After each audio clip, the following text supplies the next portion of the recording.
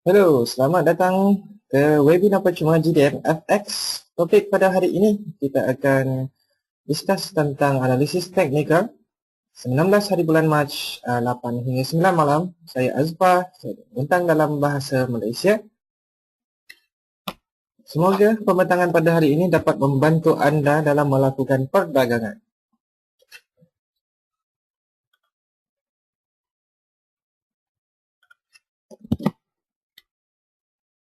Perbincangan yang kita akan bincangkan pada hari ini terdapat 4 topik utama yang kita akan bincangkan, iaitu teori Elliott Wave, fractals, corak gelombang 5 hingga 3, wave pattern, pembetulan ABC. Hari ini ada sedikit special kerana pada hari ini terdapat satu news akan dikeluarkan pada pukul 8.30 malam. So kita akan monitor news tersebut terhadap pergerakan pasaran kerana ia dikeluarkan oleh Amerika Syarikat dan ia mempengaruhi pergerakan pasaran Amerika Syarikat.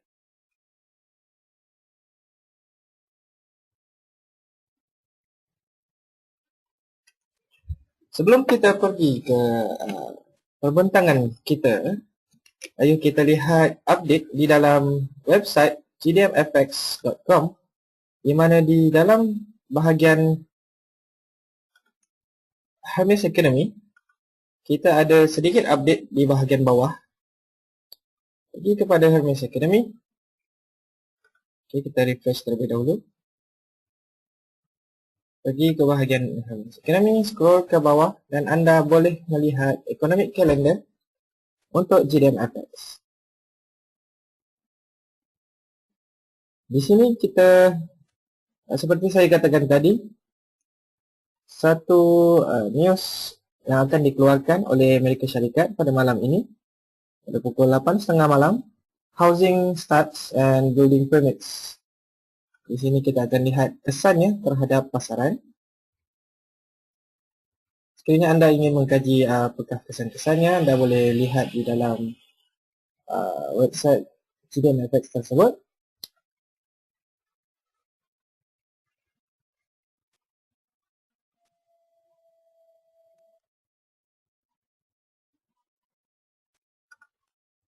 Sekiranya anda mempunyai apa-apa soalan, anda boleh nyatakan soalan anda di dalam bahagian questions dan saya akan menjawab soalan anda dengan kadar sekret. Baiklah, kita akan teruskan dengan topik pertama kita pada hari ini, iaitu teori Elliott Wave. Seperti yang anda tahu, Elliott Wave ini didengari seakan-akan sebagai satu gelombang besar. Seperti yang kita lihat di dalam gambar ini, satu gelombang besar, satu wave besar di laut, di mana ia juga berlaku di dalam pasaran forex kita. Mari kita lihat sejarah teori Elliott Wave ini. Pada tahun 1920 atau sehingga tahun 1930-an, seorang accountant genius dan profesional bernama Ralph Nelson Elliott menemui formasi Elliott Wave. Beliau menganalisis data saham yang berusia 75 tahun, mendapati pasaran saham mempunyai sifat tersendiri dalam cara yang agak huru-hara, tidak menentu, bermakna pergerakan harga pada ketika itu kelihatan seperti tidak menentu. Namun, apa yang diperhatikan oleh saudara Ralph Nelson Elliott ini sebenarnya tidak berlaku sedemikian. Apabila berusia 66 tahun, akhirnya beliau berjaya mengumpul bukti yang cukup dan berkongsi penemuan beliau kepada dunia. Teori ini diterbitkan dalam buku prinsip gelombang, The Wave Principle. Prinsip-prinsip gelombang ini masih lagi boleh digunakan pada zaman ini kerana wave kerap berlaku di dalam pasaran. Menurut beliau, menurut saudara Elliott, pasaran diniagakan dalam kitaran yang berulang-ulang. Ini kita akan menegaskan, ia menegaskan tentang emosi pelabur yang disebabkan oleh pengaruh luar daripada AHM, CNBC, Bloomberg ESPN ataupun yang lain-lain, atau ia dipengaruhi oleh psikologi utama orang ramai pada ketika itu. Ia juga dipengaruhi oleh demand and supply, di mana pergerakan harga sesuatu benda ataupun sesuatu komoditi atau sesuatu stok tersebut berlaku disebabkan oleh perubahan kadar demand dan kadar supply pada ketika itu. Perubahan ke atas dan ke bawah ini disebabkan oleh psikologi kolektif dan sentiasa muncul dalam corak yang sama secara berulang-ulang. Ia dinamakan sebagai satu gelombang.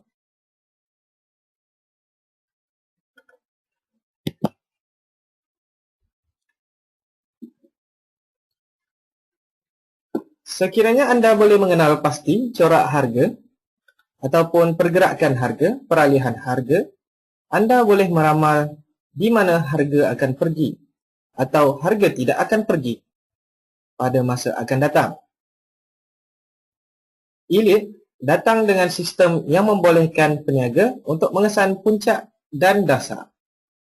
Di situ kita boleh mencari peluang-peluang untuk memasuki pasaran sama ada belian atau jualan.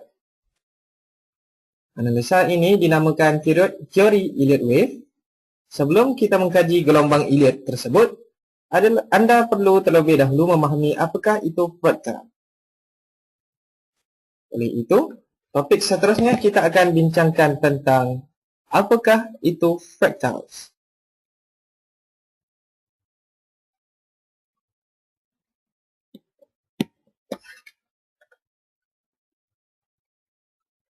Fractals pada asalnya adalah satu struktur yang boleh dibahagikan kepada beberapa bahagian. Setiap satunya adalah amat serupa salinannya kepada keseluruhan. Dalam istilah matematik, ia dipanggil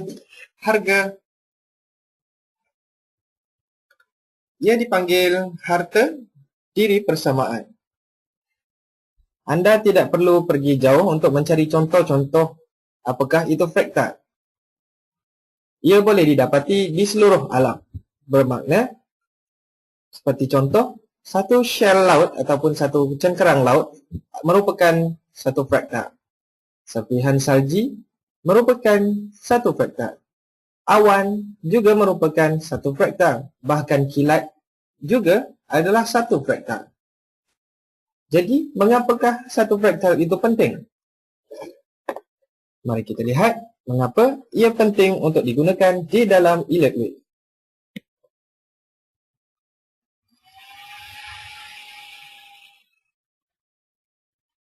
Di dalam Elliott Wave, salah satu kualiti terpenting adalah fraktal.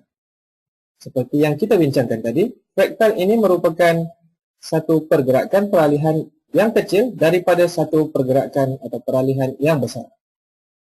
Gelombang Elliott besar boleh dibahagikan lagi kepada gelombang Elliott kecil. Jadi, adakah anda semua bersedia untuk menjadi Elliottician? Mari kita pelajari apakah itu asas-asas Elliott Wave. Di dalam Elliott Wave, corak gelombang yang kita akan lihat adalah corak gelombang 5/3. Elliott Wave menunjukkan bahawa saudara Elliott menunjukkan bahawa trend pasaran bergerak dalam corak gelombang 5/3. Apakah itu 5/3? 5 merupakan corak gelombang yang pertama dipanggil gelombang dorongan ataupun impulse wave. Manakala 3 yang di bahagian belakang adalah corak gelombang seterusnya yang dipanggil gelombang pembetulan, corrective wave. Gelombang-gelombang ini kita boleh lihat di seluruh time frame. Terpulang kepada anda sama ada anda ingin melihat kepada time frame yang lebih besar, lebih panjang, ataupun time frame yang lebih pendek.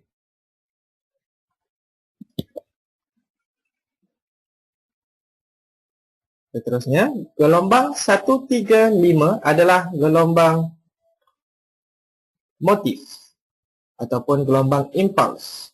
Ia mengikut pergerakan tren keseluruhannya. Ia mengikut keadaan tren utama, major trend pada ketika itu. Sebagai contoh, Sekiranya satu trend bullish berlaku, gelombang 135 kepada keseluruhan gelombang tersebut akan mengarah ke atas. Manakala gelombang 2 dan 4, iaitu gelombang pembetulan, akan mengarah ke bawah. Di sini ada sedikit peringatan, usah terkeliru. Gelombang 2 dan 4 dengan corak pembetulan ABC adalah berbeza. Ia akan dibincangkan dalam bahagian seterusnya selepas ini. Untuk memudahkan pemahaman anda tentang Elliott Wave, teori Elliott Wave ini, kita akan lihat satu gambar contoh. Elliott Wave 5, yang pertama, kita akan lihat peralihan harga ke atas dalam contoh ini, di mana pergerakan harga pertama akan meningkat, kemudian menurun sedikit. Ia tidak boleh turun lebih rendah daripada harga permulaan Elliott Wave ini. Seterusnya, ia akan meningkat lebih besar daripada gelombang pertama.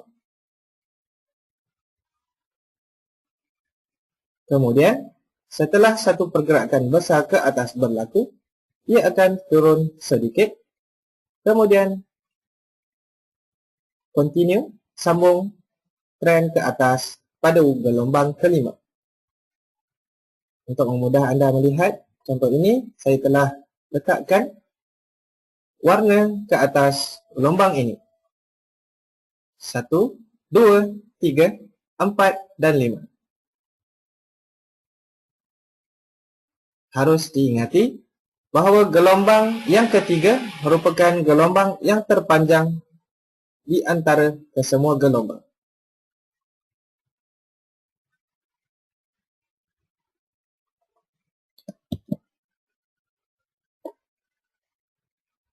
Untuk memudahkan kita memahami pergerakan gelombang 5 dan 3 yang kita bincangkan hari ini, kita akan menggunakan stock market sebagai satu contoh. Kerana saudari Elliott menggunakan saham pada masa itu ke atas analisanya. Penggunaannya adalah meluas, tidak semestinya kepada saham sahaja. Kita boleh gunakan Elliott Wave tersebut ke atas pasaran mata wang, bond, emas, ataupun minyak.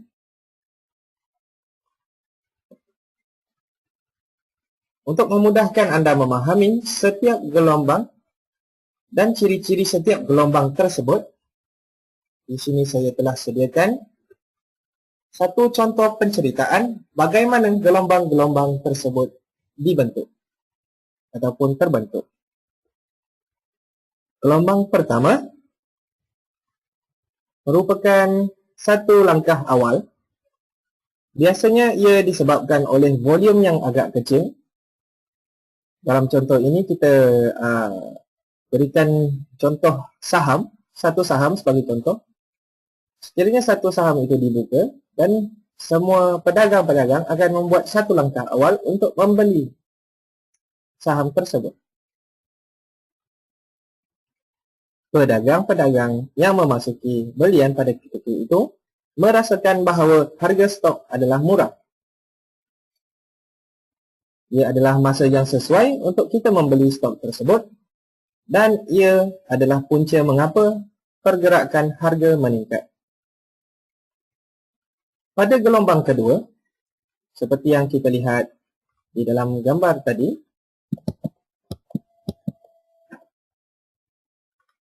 gelombang pertama adalah permulaan satu trend, di mana saham tersebut telah dibuka dan semua pedagang membeli saham tersebut. Manakala pada wave kedua, gelombang kedua, pedagang-pedagang yang telah membeli pada harga rendah tersebut, ada di antaranya menjual saham yang telah dibeli pada awalnya. Dan ada di antara mereka melakukan perdagangan kontra, iaitu dengan menjual saham tersebut kerana ia terlebih nilai.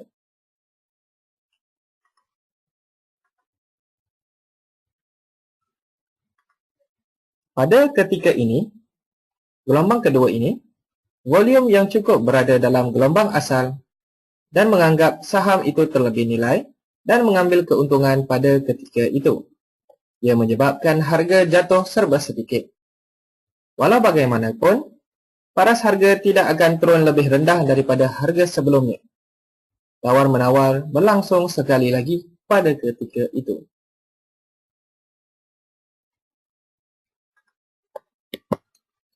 Seterusnya, pada gelombang ketiga, kebiasaannya gelombang ini adalah satu gelombang yang terpanjang. Dan ia merupakan satu gelombang yang terkukuh, terkuat di antara gelombang-gelombang yang lain. Sebagai contoh di dalam contoh kita tadi, saham tersebut telah menarik perhatian awam dan lebih ramai orang mengetahui tentangnya dan mahu membelinya. Ia telah menyebabkan harga saham untuk pergi lebih tinggi. Pergerakan harga saham tersebut akan meningkat lebih tinggi daripada tahap tertinggi yang wujud pada gelombang pertama sebentar tadi.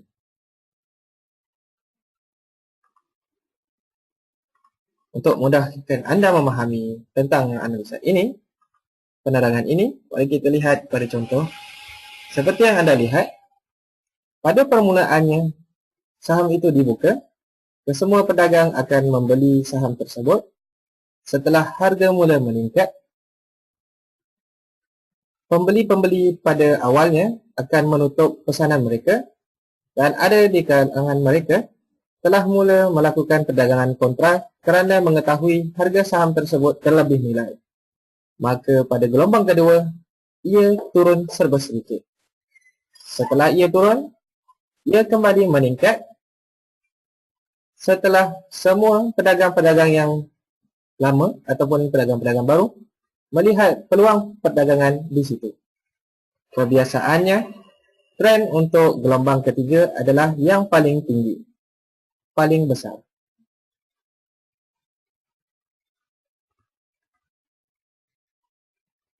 Apakah yang berlaku pada gelombang keempat? Peniaga-peniaga atau pedagang-pedagang akan mengambil keuntungan atau menutup pesanan kerana saham itu dianggap mahal dan telah mendapat keuntungan daripada satu pergerakan yang besar tersebut. Harga akan cenderung untuk menjadi lebih lemah, tetapi masih ramai pedagang dalam perdagangan ini still membeli ataupun berada dalam keadaan bullish pada saham dan sedang menunggu untuk membeli semula saham tersebut pada harga yang lebih rendah. Setelah gelombang 4 terbentuk, pada gelombang 5, ia merupakan tahap kebanyakan pedagang-pedagang ini memberi tumpuan kepada saham dan ia paling didorong oleh histeria atau kegilaan atau populariti. Berkemungkinan besar, saham tersebut tidak perlu dianalisa sekalipun oleh pedagang-pedagang kerana sifatnya yang kukuh pada trend.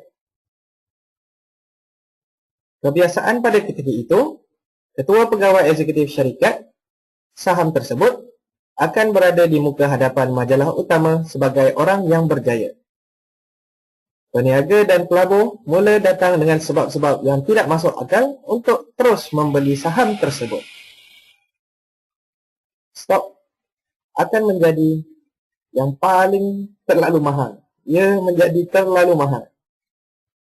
Pedagang-pedagang kontra pula akan mula meminta stok untuk melemahkannya dan di sinilah bermula corak ABC seterusnya. Kita lihat semula kepada gambar rajah yang kita bincangkan ini. Dalam keadaan gelombang kelima, kebanyakan pedagang-pedagang atau pembeli-pembeli, peniaga-peniaga akan terus membeli saham yang telah terlebih nilai. Dan mereka telah mendapat keuntungan setelah saham itu meningkat.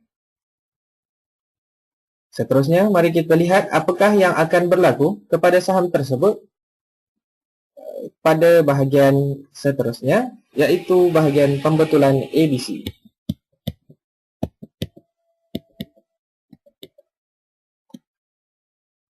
Sebelum kita terus kepada saham pembetulan ABC, mari kita lihat Impulse Wave Extended. Di mana ini kita boleh lihat berlaku juga di dalam gelombang Elliott Wave yang kelima, di mana ia jatuh sedikit dan terus meningkat. Bermakna gelombang tersebut akan menjadi 7 gelombang. Teori Elliott Wave menerangkan salah satu daripada 3 gelombang dorongan Impulse Wave, iaitu 1, 3 atau 5, akan sentiasa berada dalam keadaan melanjutkan ataupun extended, melanjutkan trend tersebut. Ia akan sentiasa terdapat satu gelombang yang lebih panjang daripada 2 gelombang yang lain, tanpa mengira darjah kecerunan mereka. Menurut Elliott, ia biasanya gelombang kelima yang akan dilanjutkan. Pada masa kini, teknik pelabelan gelombang telah berubah kerana ramai pedagang mula melabelkan gelombang ketiga sebagai perlanjutan. Oleh itu, kita harus berhati-hati. Maksudnya, maksud Impulse Wave Extended ini, seperti yang kita lihat dalam gambar rajah ini, kita jangan tersalah nilai counting gelombang ini. 1, 2, 3, 4, 5. Kadang-kala ada yang mengira gelombang ini daripada mulanya, di gelombang 1 akan terdapat gelombang kecil, A, B, C kecil, sebelum ia terus meningkat ke gelombang 3. Anda jangan tersalah nilai, kerana gelombang 1 ini juga akan mempunyai gelombang kecil yang ketiga yang panjang, 1, 2, 3 kecil. Kemudian ia akan terus turun ke bawah sedikit, barulah mencipta satu gelombang besar yang ketiga ini. Di dalam setiap gelombang besar ini akan terdapat gelombang kecil di antaranya. Sebagai contoh, gelombang 1 ini akan mempunyai A kecil, B kecil, dan C kecil.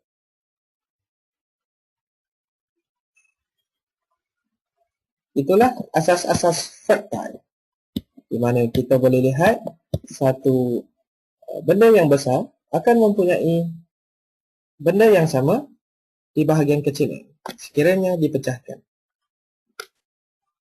Seterusnya kita akan bincangkan tentang pembetulan ABC correction. Di mana di dalam ABC correction ini kita akan lihat sama ada satu Elliott wave itu akan disambungkan ataupun dipantulkan.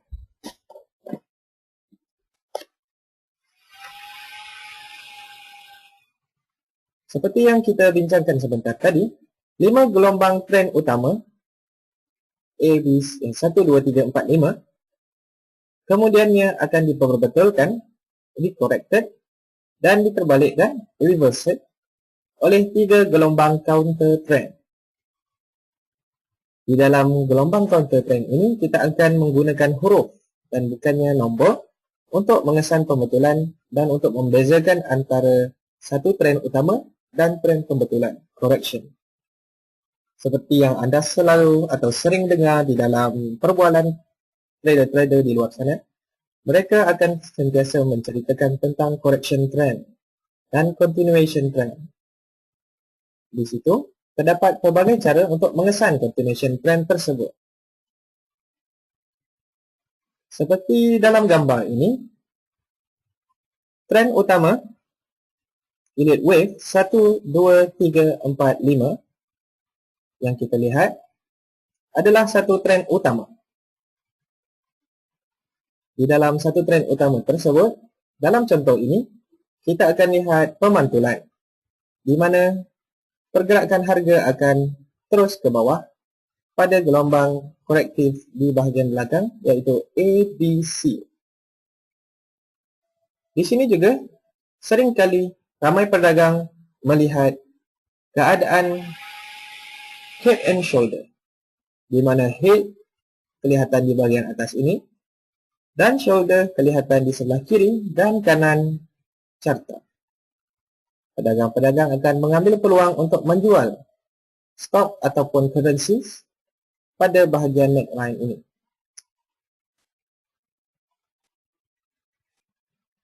Double tops, double bottoms, head and shoulders, kita telah bincangkan pada webinar yang lepas. So, pada hari ini kita akan teruskan sahaja pada elite weight.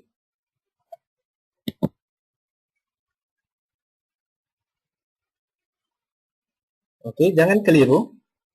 Untuk trend penurunan, major trend turun, terdapat juga corrective wave di bahagian belakangnya, seperti contoh ini. Bukan sahaja uptrend, downtrend juga mempunyai corrective wave ABC seperti ini.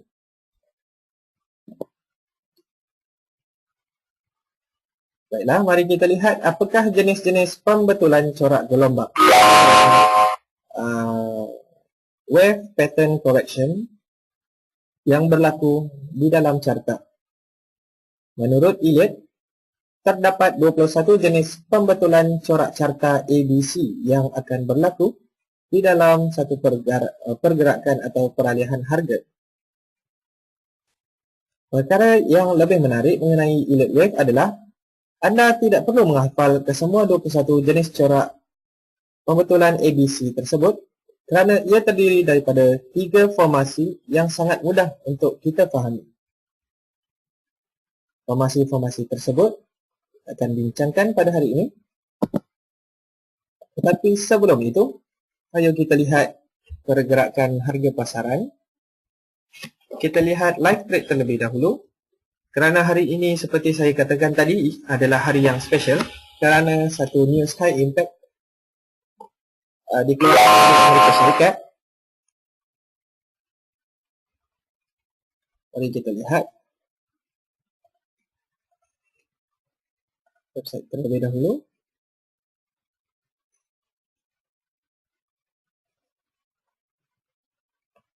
Di dalam GDFX Hermes Academy, kita boleh lihat di bahagian bawah economic calendar baru, di mana kita boleh lihat news daripada Amerika Syarikat akan dikeluarkan pada pukul 8.30 malam, 12.30 GMT bermakna 8.30 malam waktu Malaysia. Dan untuk melihat result news tersebut harus refresh terlebih dahulu.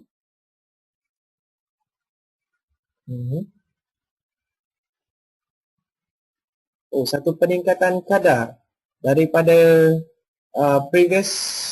bacaan previousnya. Bacaan sebelumnya adalah 0.910 million dan mereka menganggarkan peningkatan sebanyak 5 million, 0.005 million, tetapi peningkatan adalah lebih di sini. Bermakna pengukuhan dolar Amerika Syarikat akan menjadi lebih kukuh di sini.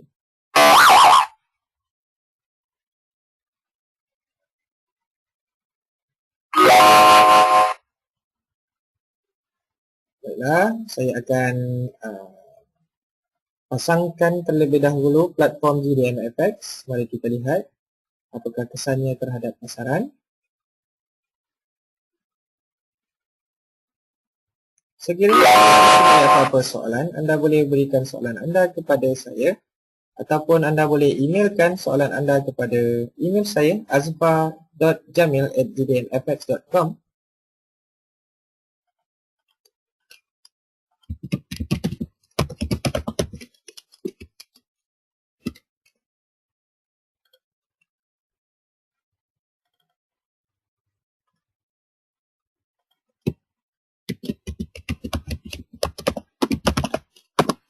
Okey, saya telah berikan email saya kepada anda. Sekiranya anda mempunyai apa-apa soalan berkenaan Elliott wave yang telah kita bincangkan pada hari ini, anda boleh emailkan soalan anda kepada saya.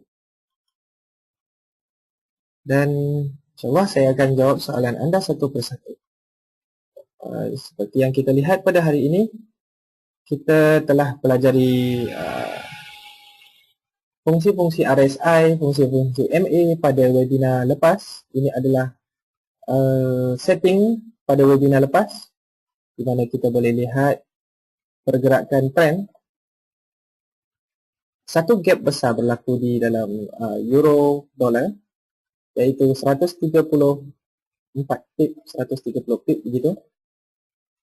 Gap di antara hari Jumaat dan hari Isnin. Dan kebanyakan trader-trader di luar sana telah menjangkakan penutupan gap tersebut berlaku, tetapi tidak berlaku lagi pada hari ini. Semalam hanya separuh sahaja gap itu ditutup sebanyak 60 pip.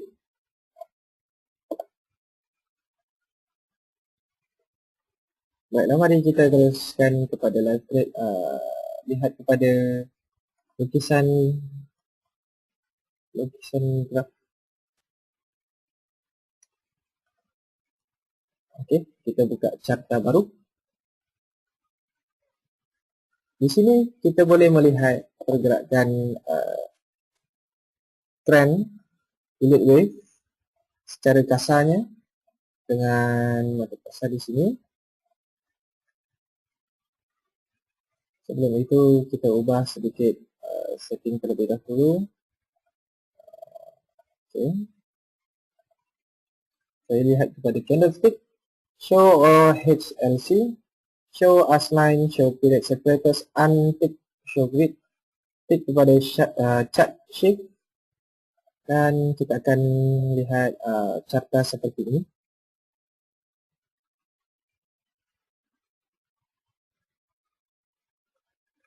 Bagaimana cara untuk mengira wave yang telah kita pelajari pada hari ini?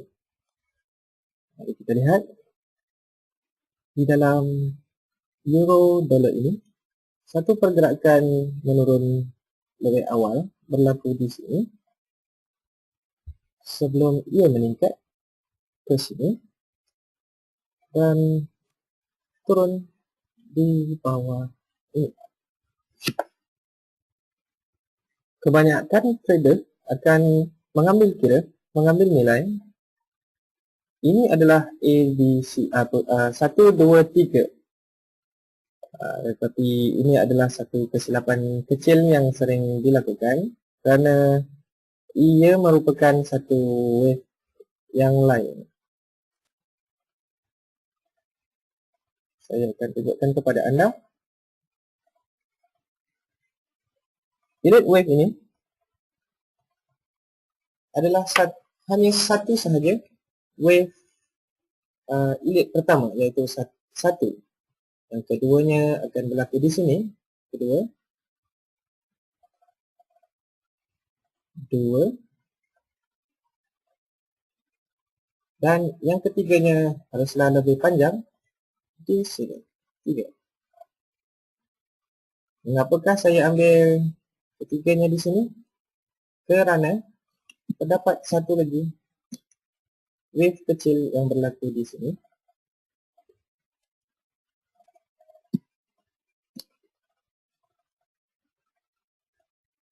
A, B, C kecil.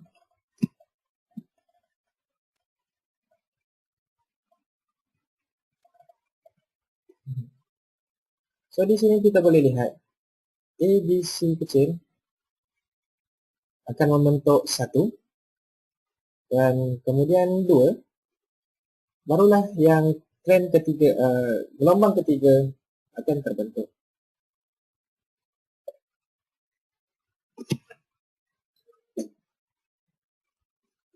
Jadi kita boleh tarik juga gelombang tersebut sehingga ke sini.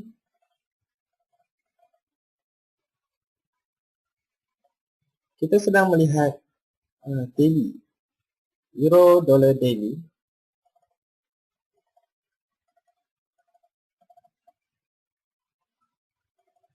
Terdapat pantang larang di dalam elite wave ini, di mana kita tidak boleh melihat tidak boleh katakan elite wave ketiga itu lebih pendek daripada wave pertama. Kerana wave ketiga seharusnya adalah menjadi satu gelombang atau satu wave yang paling panjang. Seterusnya wave ketiga dan keempat di sini. Saya berikan anda satu contoh agar anda lebih mudah memahami gerakan wave tersebut.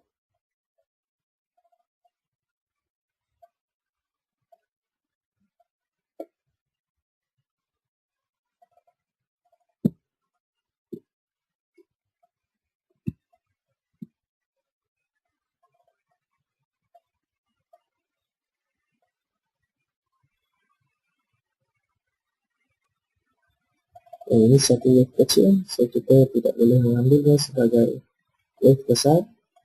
Di sini satu wave besar.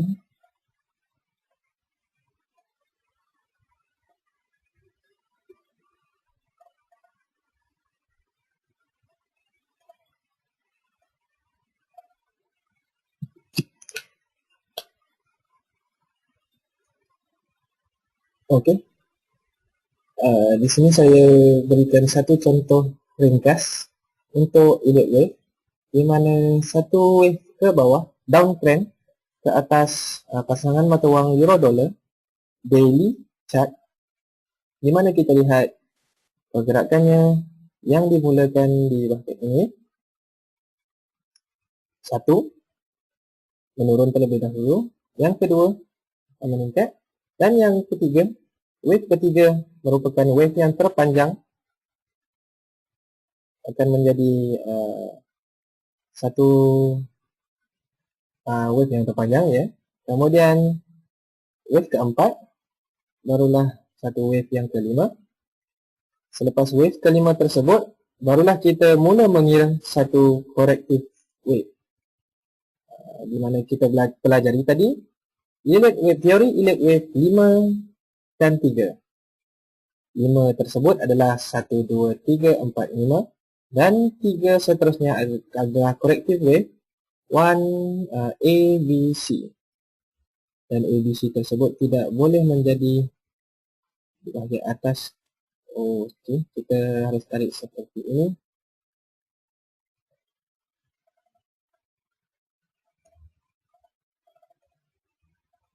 Okey. Corrective wave boleh berlaku dalam pelbagai bentuk. Di antaranya adalah segitiga symmetrical, di mana kita boleh tarik satu segitiga di dalam sini, di trend ini. Satu trend line kita tarik di sini, dan satu lagi di sini.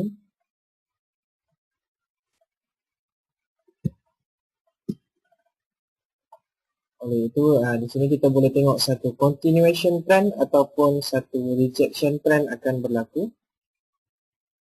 Tidak semestinya satu elliott wave itu kelihatan cantik, dan ia mungkin sukar untuk dipahami sekiranya anda baru sahaja ingin mempelajarinya. Ia akan mengambil masa yang lama sedikit untuk memahaminya.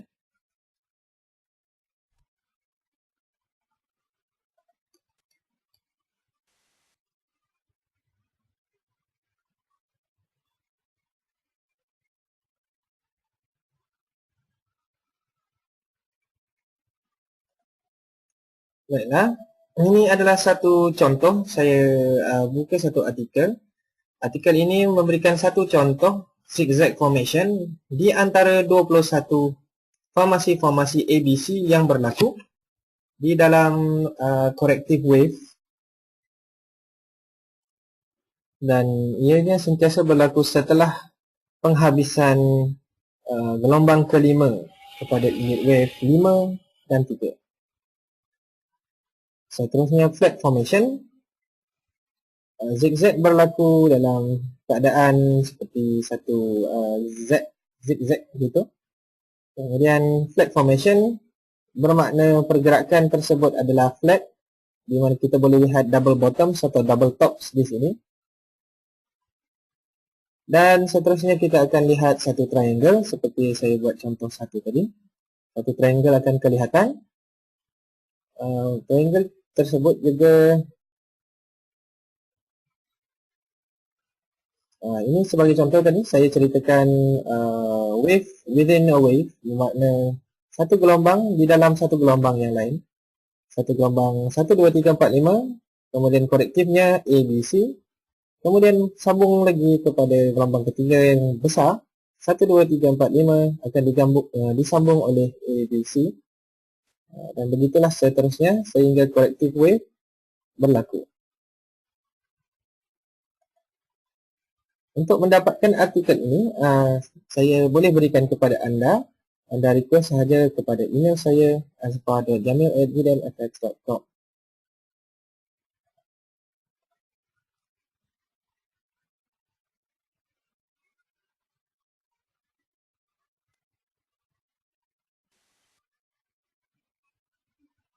Di dalam elite wave ini terdapat banyak seperti yang saya ceritakan tadi, 21 corrective wave yang boleh berlaku setelah wave besar itu terbentuk, seperti grand supercycle, supercycle, cycle, primary, intermediate, minor, minute, sub-minute.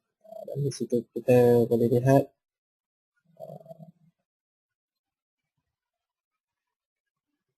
di sini ada lagi satu artikel berkenaan 3 cardinal rules of elite wave theory, bermakna 3 pantang larang yang perlu kita jaga sekiranya kita ingin melihat satu elite wave.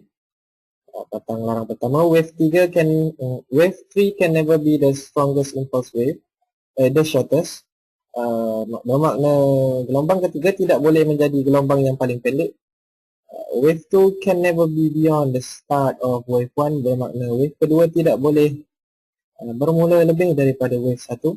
Wave keempat can never cross in the same price as wave 1. Bermakna wave keempat tidak boleh menjadi harga yang sama terhadap wave 1.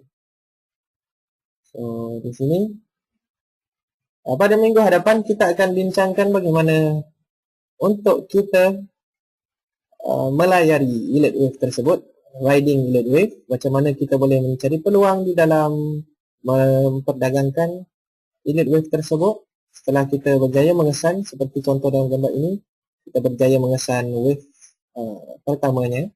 Kemudian di mana kita boleh lihat pergerakan seterusnya. Seperti dalam contoh ini, kita boleh bincang bagaimana cara untuk menganalisa market tersebut dengan menggunakan Fibonacci dan elite wave basic tersebut. Kita boleh mendapat satu cara bagaimana untuk memasuki pasaran dengan lebih efisien, lebih efektif.